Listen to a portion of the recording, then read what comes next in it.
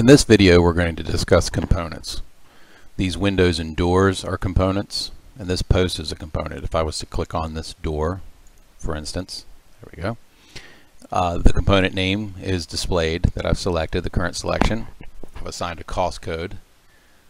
These are cost codes that are custom to your own proprietary cost codes. This happens to be NAHB's cost codes. I use a description, the vendor that I'm purchasing this from. Its attribute is quantity because we're only looking at individual units in this case. We have no multiplier because we're not converting it to any other unit. And its unit rate is $1,200 each. You could assign labor, a waste percentage, and sales tax. In this case, there's state sales tax. So you can see the total dollar amount. But let's look at this post. This post is actually you'll notice there's no information in here, because this is a component that has nested components inside it. So if I pull down this box here, you can see that this component has a sleeve, which is the center section. It has a cap. It has a skirt. So if I was to say look at the skirt, for instance, you'll see all the details, the cost code, the description, and its price. Same for the cap, which you see here, and that's $10. And then the sleeve, and what you'll notice about the sleeve is that this sleeve actually goes over top of a mounting bracket. Well, I'm not modeled that in there, don't need to, I won't see it. I can add it as an associated cost with clicking this button here.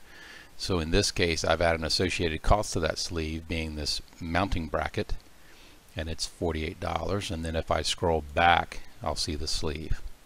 So all told, that puts us up to this total of $115. So if I ran a report on this, then I can get an idea of there's all 4 items that are part of that one component. So let's look at another example of components. Let's look at this framing model. In this case, I have anchor bolts. Pick a different one. Here we go. Those are components.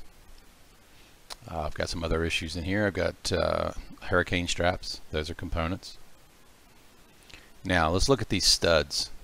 Studs are components in this model, but so are the jacks beside them. All the 2x4s and the headers and all the random materials are done differently using layers that we'll discuss in another video. But in looking in this example here, I've got a stud. It's $4 and it's named a pre-cut stud. This jack beside it is a pre-cut jack, but I've given them both the same exact description name, 2x4 by 104 and 5/8 stud, because this stud is going to, or this jack is going to be cut out of a stud. So same token here, it's the same name, same dollar amount. Same name, same dollar amount. If I was to choose them both and run a report, you'll see it grouped them, 2 studs. That way you're not, the components have to be individual components because they have different lengths.